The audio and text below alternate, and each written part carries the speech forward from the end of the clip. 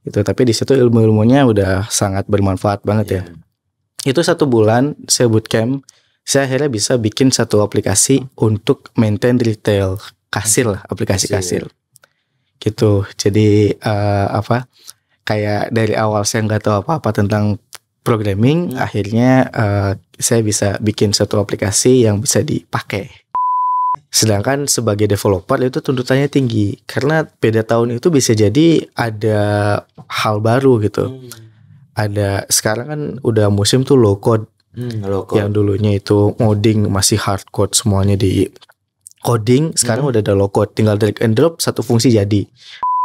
Orang yang menghandle mulai dari preparation, planning, execution, closing itu adalah project manager. Gitu. Jadi yang pertama kali turun dalam sebuah project untuk menganalisa ini nih project ini bisa jalan atau tidak, itu adalah project manager. Gitu. Nah, setelah project manager menentukan project ini akan jalan dengan durasinya sekian lama, kebutuhannya sekian orang, itu baru nanti timnya itu masuk. Di situ timnya ada tim SA, analis, ada tim BA, ada tim developer, QA gitu. Nah di situ itu fungsinya project manager juga untuk menghandle mereka.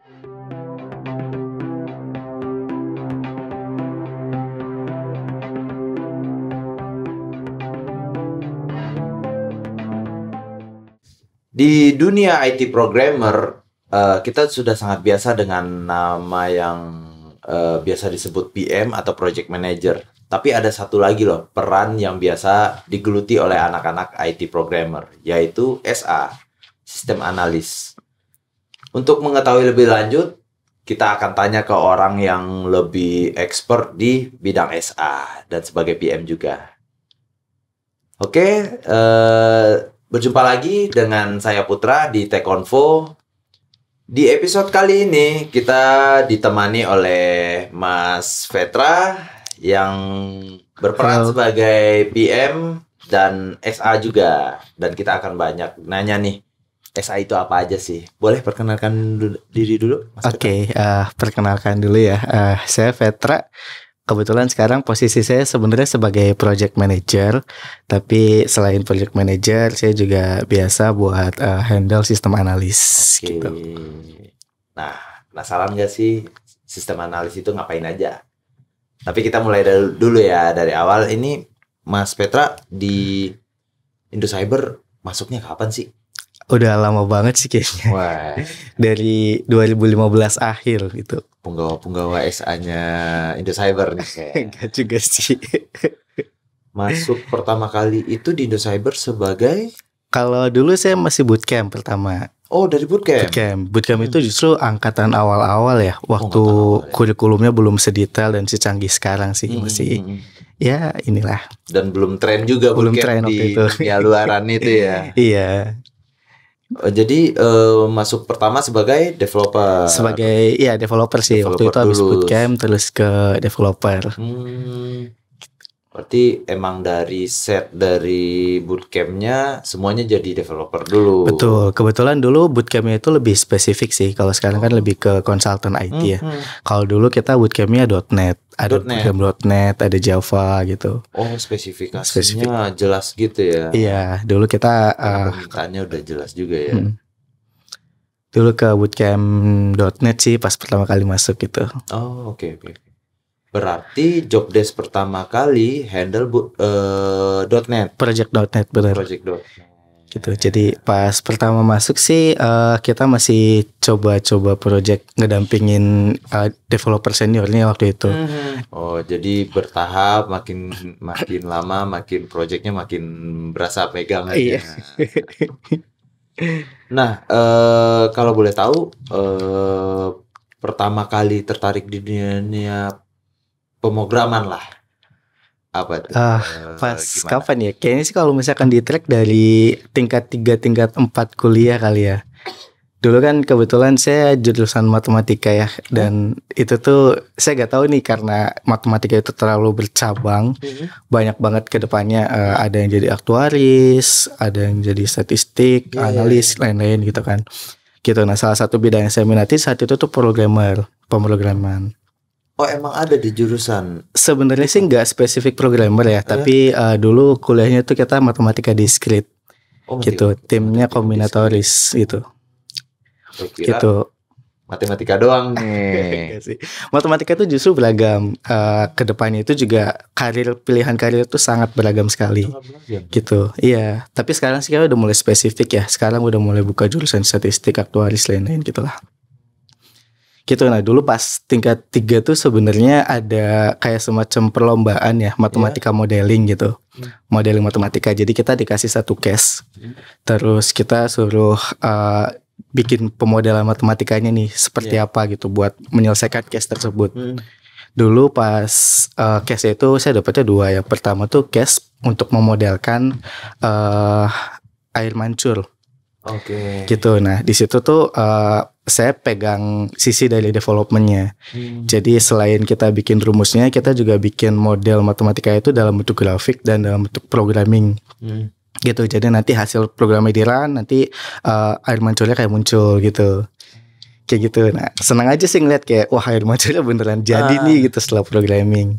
Gitu. Sama lomba satu lagi itu yang itu sih yang dulu kan waktu itu heboh yang MH370 ya. Yang pesawat hilang itu kan. Nah kita pemodelannya saat itu juga ini gimana cara kita mencari pesawat hilang. Gitu. Jadi kayak kita bikin model matematikanya, terus saya coding buat bikin skenario ininya. Skenario codingnya seperti apa secara aplikasi. Nah dari situ mulai tertarik tuh kayak seru juga nih kalau dunia programming itu digeluti gitu. Gitu sih. Akhirnya TA juga ngambilnya pemodelan juga mirip-mirip gitulah. Oh jadi emang dari kampus itu udah belajar ngoding ya? Iya, tapi ngodingnya sih masih basic banget ya, bukan yang aplikasi gitu. Karena kan emang basic kan matematika kan, bukan informatika. Itu kayak cuman C++, Java gitu-gitu lah, masih umum. Basic lah yang umum. Tapi sesama angka lah ya. Ternyata ada di matematika yang begitu ternyata. Iya, soalnya selain ya matematika juga kan kita dikembangkan logikanya kan. Nah kebetulan tuh saya pengen mendalami programming, terus ada lowongan bootcamp waktu itu. Bootcamp di Indocyber. Katanya 1 bulan kita di training dulu, habis itu kalau misalkan lolos itu bisa langsung sebagai karyawan tetap di Indocyber. Gitu. Ya. Bagus juga ya. Karena ada juga tuh yang daftar bayar, kerjanya sih belum tentu. itu kayaknya agak beda. Beda ini. Ya kebetulan karena kan Indocyber juga bootcamp kan bikin sendiri ya. Waktu itu ngerintis juga masih awal-awal saya join bootcamp ya, lihat emang materinya masih baru awal-awal dirintis gitu. Gitu. Tapi di situ ilmu-ilmunya udah sangat bermanfaat banget ya. Itu 1 bulan saya bootcamp, saya akhirnya bisa bikin satu aplikasi untuk maintain retail, kasir lah, aplikasi kasir. Gitu. Jadi kayak dari awal saya nggak tahu apa-apa tentang programming, akhirnya saya bisa bikin satu aplikasi yang bisa dipakai gitu. Itu senang juga sih. Itu bisa langsung teraplikasi ya. Iya betul. Nah kalau ketika masuk .NET itu kan hal yang baru lagi dari pelajaran yang pernah Mas terima lah di kampus gitu. Boleh diceritain nggak gimana melajarinnya itu .NET? .NET sebenarnya sih mungkin di luaran udah umum kali ya .NET ya. Cuman emang karena waktu itu saya masih baru fresh graduate juga, belum tahu ininya, jadi masih belum kebayang sih waktu itu. Cuman yang jelas sih .NET itu salah satu framework yang terus berkembang ya, karena kan dia backingannya kan Microsoft, disupport terus sama Microsoft. Cuman ya itulah banyak banget perkembangannya sampai sekarang, juga masih banyak ada tambahan-tambahan fitur-fitur baru gitu. Cuman karena emang udah nggak ngikutin, jadi masih itulah belum ini. Jadi karena kebutuhan kerjanya .NET, jadi mau nggak mau pelajari itu dan berlanjut jadi ahli di situ lah lumayan. Iya, sebenarnya .NET itu paling berapa 1 tahun 2 tahunan ya kayaknya fokus ke .NET-nya itu sih. Fokusnya ke .NET-nya cuma 1-2 tahun. Dulu salah satunya juga sih kalau di IndoCyber kan ada aplikasi absensi dan kekaryawannya kan pakai Starbridge ya. Gitu dulu saya salah satu developer Starbridge juga sih gitu. Oke, berarti hasil karyanya juga terpajang sampai sekarang berarti ya. Iya, itu salah satu yang kita pakai kan sampai sekarang masih Starbridge juga gitu. Iya. Nah, pengalaman di bootcamp itu seseru apa sih, Mas? Bootcamp seru ya, dulu tuh ada sekitar 14 orang kita waktu itu tuh. Belum seramai sekarang. Belum seramai sekarang, masih baru cuman sekelas juga belum full lah gitu istilahnya. Gitu ya.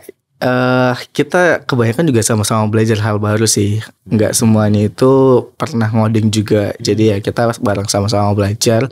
Bener-bener dari nol lah. Itu kurikulumnya dulu tuh ada 4 minggu. Minggu pertama itu ngomongin sisapnya, bahasa .NET-nya. Terus habis itu ngomongin front end. Kita bikin aplikasi depannya gimana. Terus ngomongin database. Baru hari keempat kita ngomongin .NET-nya itu seperti apa, merangkai dari masing-masing scratch dari belakangnya, depannya, database jadi satu aplikasi yang menyeluruh. Gitu ya, itu kita dulu sering lembur sih, kayak weekend kadang kita datang ke kantor bareng-bareng belajar karena kita basicnya sama-sama belum tahu apa-apa ya, jadi sama-sama belajar dari nol lah gitu istilahnya. Gitu, itu serunya sih. Nah, dari bootcamp ketika masuk ke project pertama kali itu jauh berbeda apa ya sama-sama aja? Sebenarnya kalau beda sih beda banget ya pasti ya. Soalnya kan ketika bootcamp itu kita kayak dikasih tahu gini loh cara .NET itu developnya seperti ini sendirian ya. Satu orang kan, itu satu orang handle satu aplikasi. Ketika di project kan kita kerjanya as a team. Gitu. Jadi pasti dari senior saya juga ngebimbing gimana caranya buat kolaborasi, kayak nge-push datanya seperti apa, bagian-bagian mana aja yang perlu saya kerjakan biar nggak nyenggol yang lainnya gitu-gitu sih. Tapi diajarin nggak sebagai jadi seorang sistem analis di bootcamp? Kalau sistem analis secara ini sih enggak ya. Jadi sebenarnya gini, dulu tuh pas waktu saya jadi developer Starbridge itu saat itu karena Starbridge ini mau jadi satu aplikasi yang gede, jadi kan butuh tim yang lebih besar lagi ya gitu. Jadi dari situ ada kebutuhan sistem analis dulu itu Ko Bobby tuh yang pegang Starbridge dulu. Dia butuh sistem analis gitu. Jadi akhirnya saya coba analisa gitu, bantu analisa aplikasi-aplikasinya. Pertama sih saya mulai kayak cari tahu sistem analis tuh seperti apa sih kerjanya gitu. Sebenarnya kunci dari sistem analis tuh yang penting satu sih, kita disiplin dan kita bisa memetakan apa aja yang akan kita tulis di dalam programming kita gitu. Karena sistem analis itu adalah jembatan antara user bisnis dengan tim developer. Kalau analis tidak mendokumentasikan dengan baik, itu developer pasti bakal kesusahan, gitu. Ketika analis tidak bisa menyerap apa yang diinfokan oleh bisnis user, itu juga bakal jadi miskomunikasi dan bisa jadi aplikasinya itu nggak jadi gitu, nggak jadi apa yang dimau sama user, gitu. Jadi bridge antara bisnis analis sama developer. Ya. Gitu. Dan yang pasti sistem analis sih harus tahu ya bahasa pemrograman dari apa yang akan di-develop. Karena kan beda bahasa pemrograman itu beda pattern ya, beda cara cepat gitu kan. Kayak misal kita develop pakai Java, cepatnya prosesnya kayak gini nih gitu. Develop pakai .NET, cepatnya kayak gini. Gitu. Kalau sistem analis nggak bisa beradaptasi dengan hal itu, ya bisa jadi dia patternnya gitu-gitu aja. Dan itu malah ngebuat program yang dia buat itu tidak efektif. Berarti matanya sistem analis ini lebih bisa dibilang harus lebih jeli daripada developernya sendiri. Iya betul, karena dia tuh yang ngefilter apa yang dimau user untuk menerjemahkan ke dalam suatu requirement yang akan di-develop oleh developer. Gitu, kadang permintaan dari user juga kan nggak spesifik ya. Kayak misal cuman itu dong tambahin satu field gitu kan, tambahin satu field di sini. Nah sebenarnya kan nambah satu field kalau misalkan di mata orang biasa ya udahlah tinggal tambahin gitu kan, apa susahnya sih gitu. Cuman kan di belakang itu setelah nambah itu apa nih dampaknya? Apakah ketika nambah dia berdampak pada function yang lain? Apakah ketika dia nambah itu harus nambah master lain untuk dimunculkan gitu? Kayak gitu sih. Itu yang harus bisa dilihat oleh sistem analis. Kebanyakan sistem analis tuh ketika ngelihat ya udah tambah satu field doang di report gitu misalnya. Kayak kan seringan kayak user minta ini report ini tambahin field ini dong gitu. Ya udah tinggal tambahin doang kan biasanya kan. Tapi dari situ bisa jadi query-nya berubah. Gitu kan. Report yang tadinya udah bener malah jadi berantakan gitu. Flow-nya juga nambah satu ya berarti harus ada ditambahin yang lain juga berarti ya. Betul. Dan itu yang jarang ya sistem analis bisa disiplin dan tekun untuk bisa memetakan apa aja dampaknya dari sebuah penambahan. Ada potensi gitu. Yang sistem analis yang apa ya dibilang cukup tidak rapi juga ya. Iya, kebanyakan sih gak semua kayak gitu ya, karena kan sistem analis juga ditekan suruh cepat buat mengerjakan programnya dia kan kayak. Betul, kebanyakan kan sistem analis tuh karena pengen cepat gitu dari manajemen, misal program ini pokoknya analisa cuma 2 minggu. Nah dalam 2 minggu itu kan kalau misalkan kita nggak bisa ngebagi waktu dengan baik, gimana kita koordinasi dengan usernya, gimana cara kita menyusun dokumen, ya 2 minggu itu sangat kurang gitu. Gitu, kayak gitu sih. Jadi emang harus bisa lebih disiplin lagi dalam melihat potensi-potensi hal-hal yang seperti itu gitu. Berarti masnya juga termasuk decision maker di bagian sistem dong. Betul. Termasuk kalau misalkan kayak ada penambahan flow, mau nambah dong dari approvalnya 2 jenjang jadi 3 jenjang gitu, misal kayak gitu ya. Nah penambahan 3 jenjang itu apa nih dampaknya gitu? Haruskah kita mengikuti penambahan 3 jenjang itu atau bisa jadi ada cara lain gitu? Harus bisa melihat dari potensi itu juga sih. Setelah masnya decide baru tuh developer pada jalan. Betul. Idealnya sebenarnya developer itu jangan dulu jalan sebelum SI-nya setuju ya, seperti itu. Gitu. Takutnya kerja 2 kali. Iya. Gitu. Banyak banget sih ya gitulah cerita-cerita. Ada project yang menarik nggak mas selama mas jadi sistem analis? Sistem analis sebenarnya sih dulu aktif banget itu pas waktu di project Caka itu jadi sebenarnya project official saya jadi sistem analis ya. Caka itu adalah Starbridge 2.0. Jadi upgrade-nya Starbridge lah. Iya. Upgrade-nya Starbridge gitu di situ. Itu emang di situ saya banyak banget belajar sih di dalam Caka itu. Ya hal-hal yang kayak tadi. Dulu saya tuh kalau misalkan analisa user minta apa ya udah dibikinin. Cuman kan dampak dari itu belakangnya bakal berjenjang kan. Kayak kalau dari proses awalnya udah salah ya udah ke belakangnya pasti ketika perbaikan itu rewardnya gede gitu.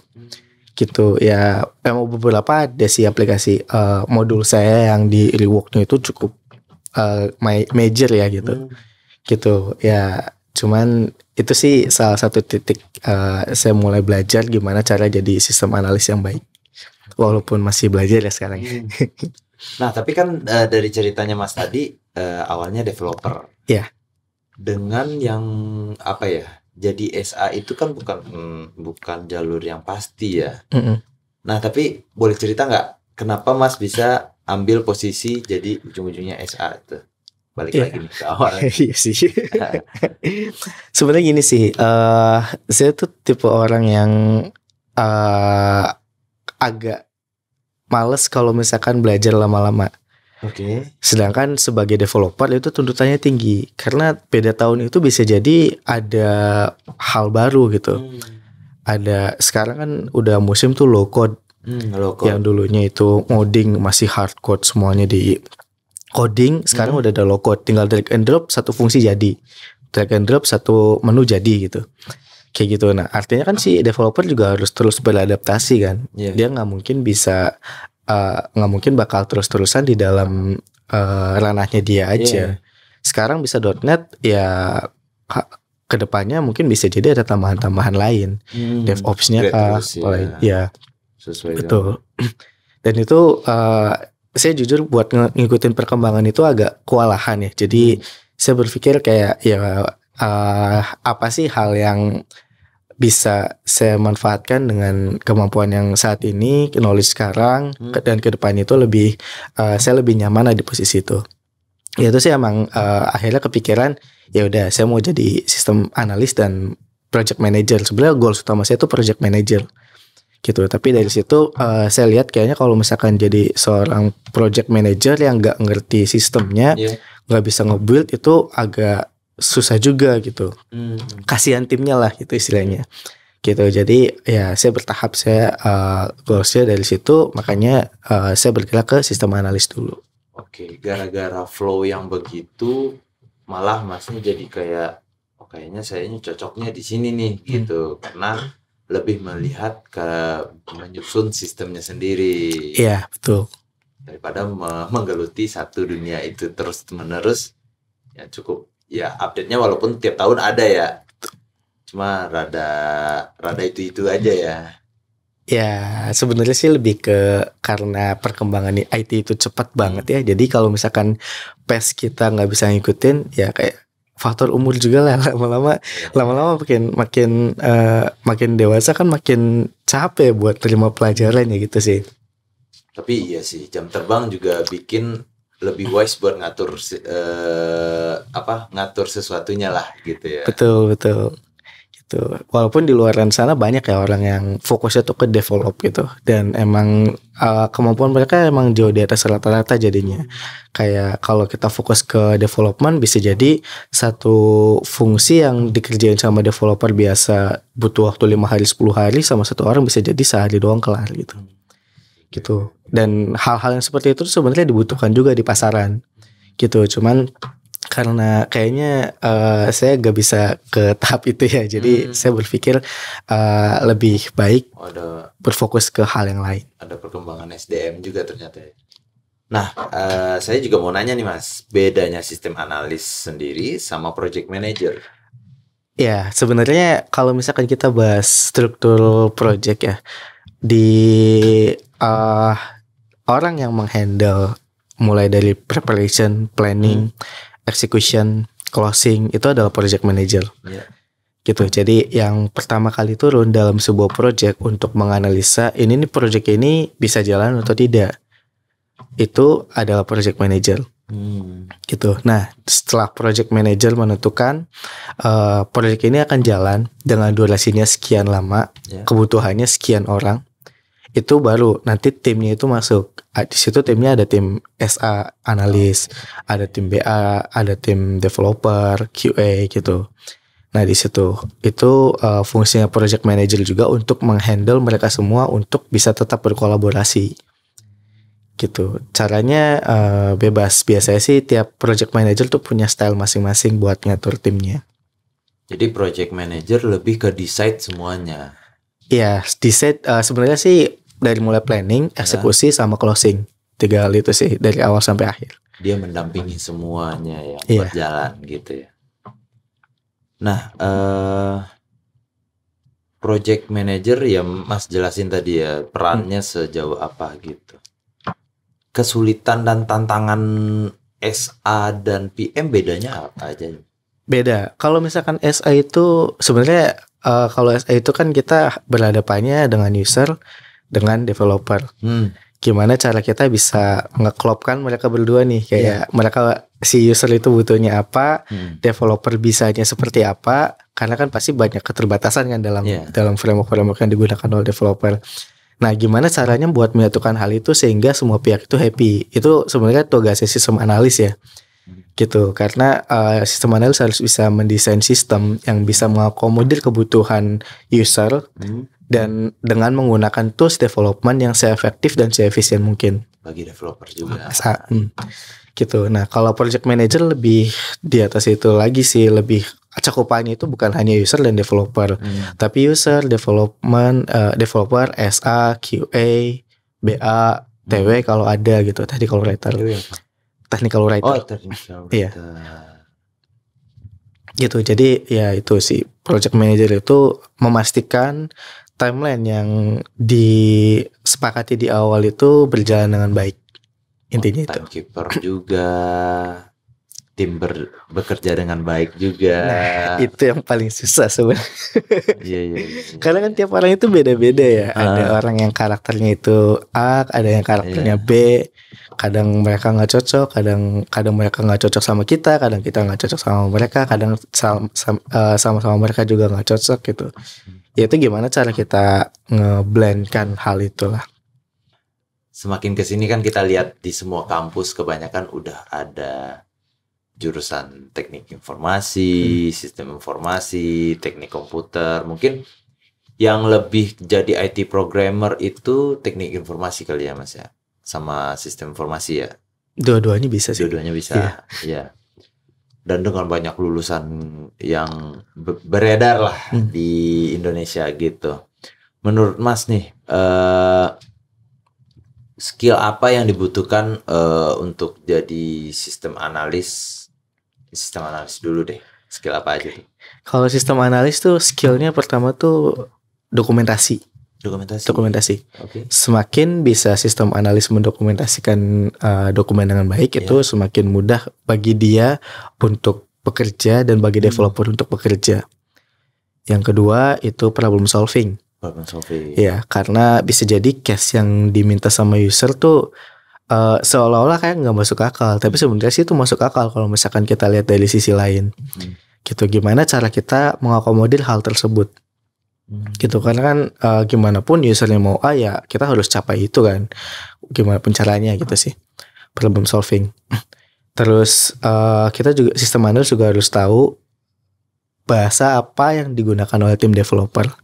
Patternnya juga dia harus tahu, biar nanti ketika develop sistem itu dia nggak asal bikin gitu. Terus critical thinking gitulah, logika sih, logika yang paling penting. Logiknya ya. Gitu. Itu poin-poin penting. Mungkin saya dari beberapa tadi saya masih yang ngawang pengertiannya sih, pemaknaannya. Dokumentasi itu seperti apa sih Mas? Dokumentasi ya. Jadi tiap project itu pattern dokumentasi itu beda-beda. Gitu, ada biasanya kalau misalkan dari awal project kita tuh dapat PRD, business requirement dokumen ya. Itu biasanya dari user. Itu tuh cuman poin-poinnya aja sih, kayak user tuh minta poin A, poin B, poin C, poin D gitu. Nah, dari situ tuh baru ada FSD, Functional System Documentation. Gitu. Nah, itu dari SA atau BA itu bikin FSD untuk menjawab kebutuhan BRD. Gitu, dari situ kita udah nambahin mockupnya juga, database-nya gitu, terus flow programnya juga seperti apa. Gitu. Nah, baru habis itu ada dokumen yang lebih dalam lagi, TSD, Technical Specification Documentation. Gitu, di situ tuh kalau misalkan kita kerjanya service base ya, kayak API gitu, itu semuanya didokumentasikan di situ. API itu buat nge-call apa, itu didokumentasikan semua di situ. Gitu. Nah, dokumen-dokumen yang dimaksud itu ya sebenarnya sih tergantung dari projectnya aja butuhnya seperti apa. Tapi yang jelas ada 3 hal sih yang harus tertuang di dalam dokumen ya kalau menurut saya. Yang pertama itu adalah kebutuhan user itu apa. Terus gimana cara developer itu mengerjakan step by stepnya kalau bisa sih ada. Sama gimana kita melihat project itu secara keseluruhan, integrasinya lah. Integrasinya, poin integrasinya harus ada. Jadi kebutuhan user, apa yang dibutuhkan untuk develop, sama ketiga itu integrasinya.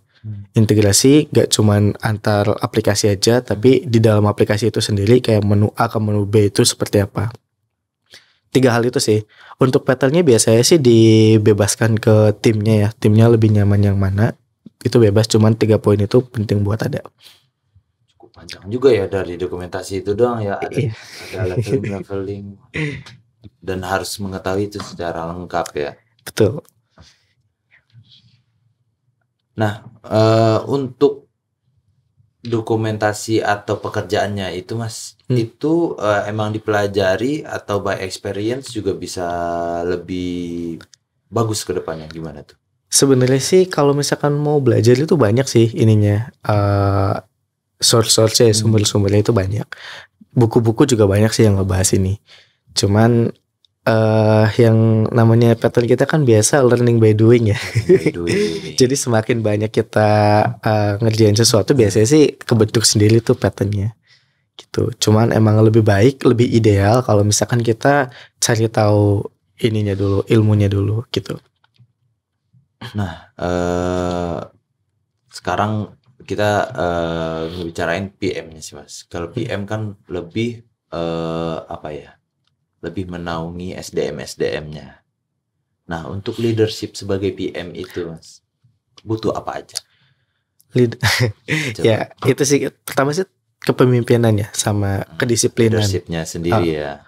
PM itu sebenarnya yang penting itu disiplin sih. Disiplin itu dalam arti kalau misalkan kita udah komit terhadap suatu hal, itu kita harus bisa kejar komitmen itu.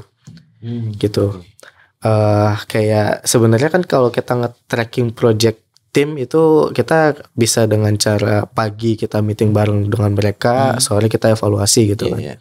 Pagi meeting, ntar mau ngapain aja, sore evaluasi hasilnya itu ngapain aja.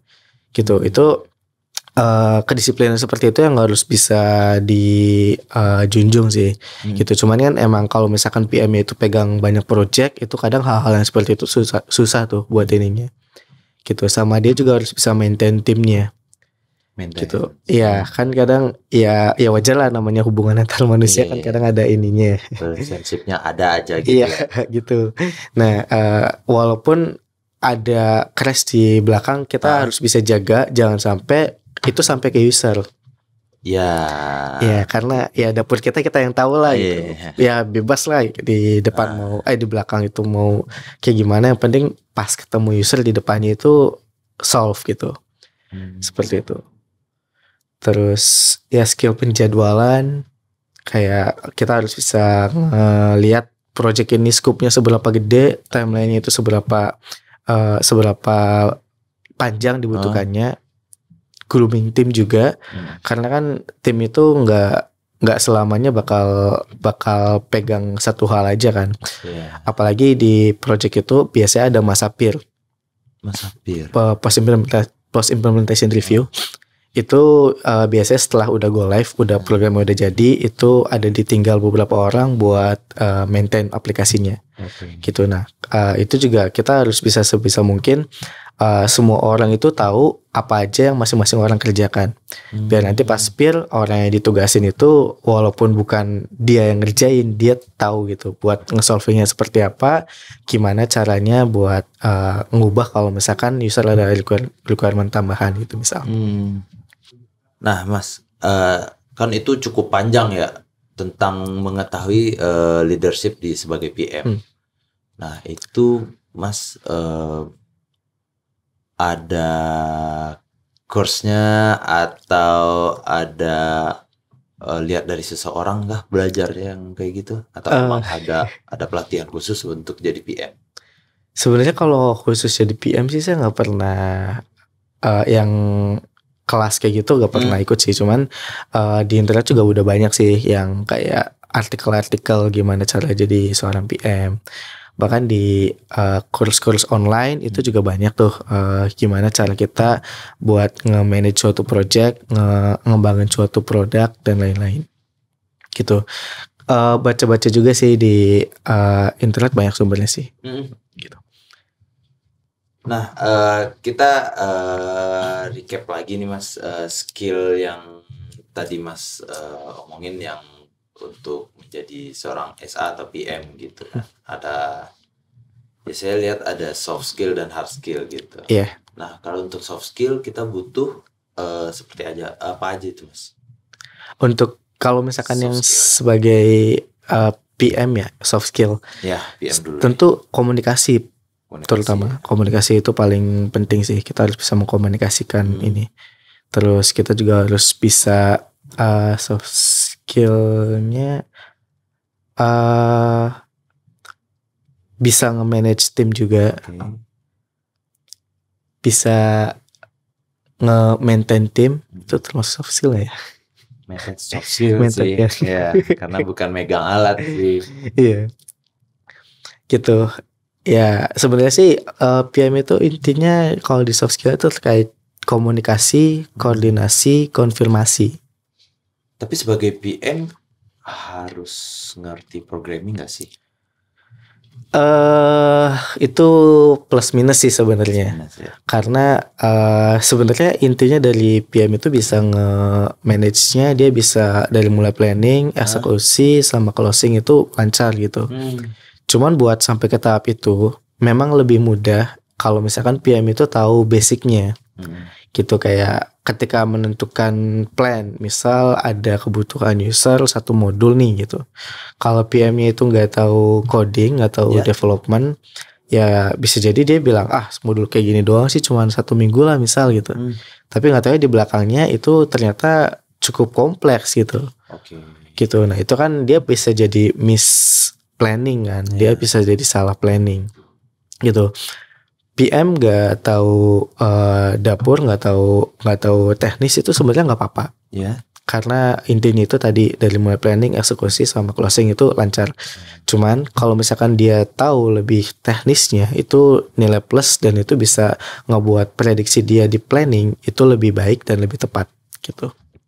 Oh jadi alangkah lebih baiknya ya, gitu ya bahasanya kali ya. Alangkah lebih baiknya PM ngerti dengan programmer. Betul.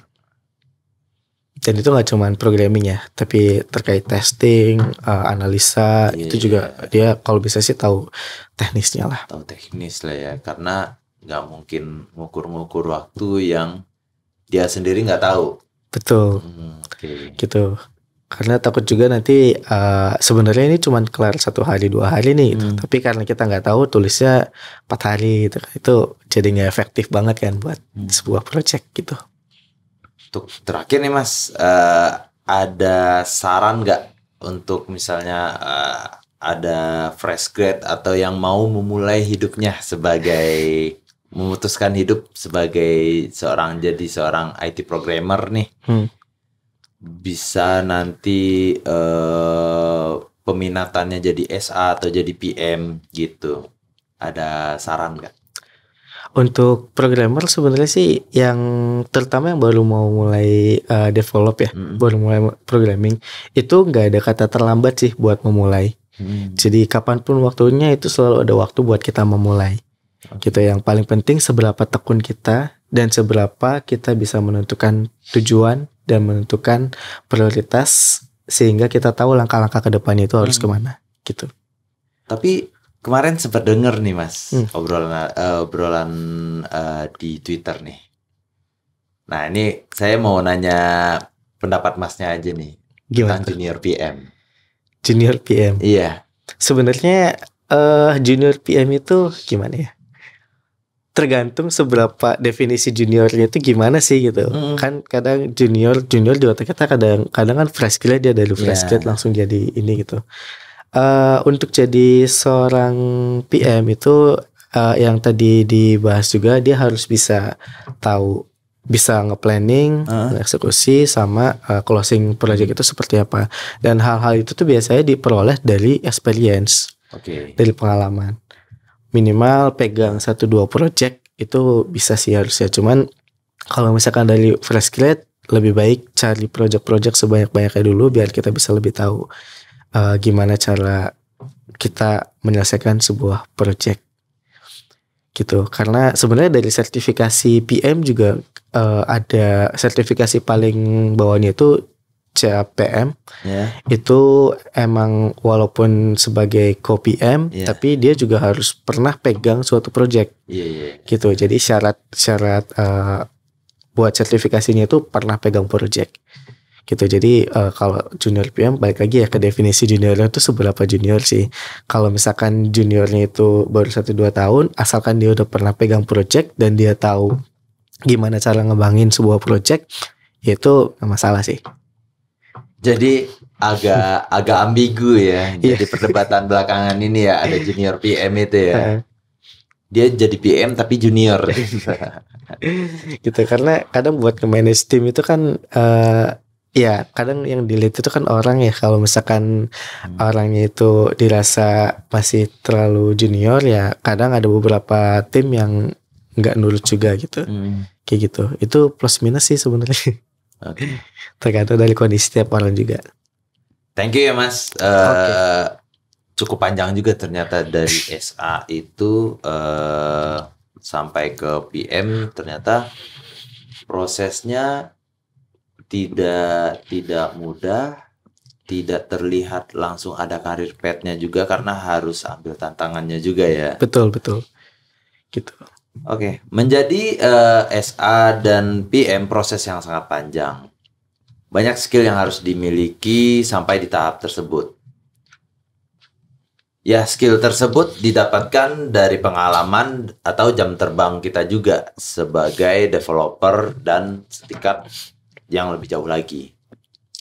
So, intinya untuk Glips yang mau berkarir di bidang SA atau PM nanti kita harus fokus, konsisten, dan kemauan yang teguh untuk terus improve.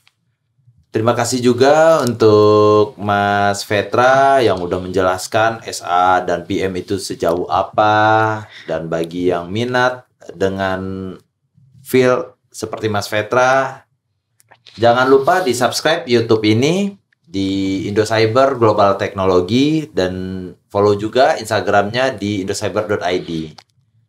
Nantikan konten-konten kita berikutnya di YouTube dan silakan cek-cek galeri kita kalau ingin tahu insight-insight yang di bagian lain. Oke, see you next time, Glips. See ya. See ya.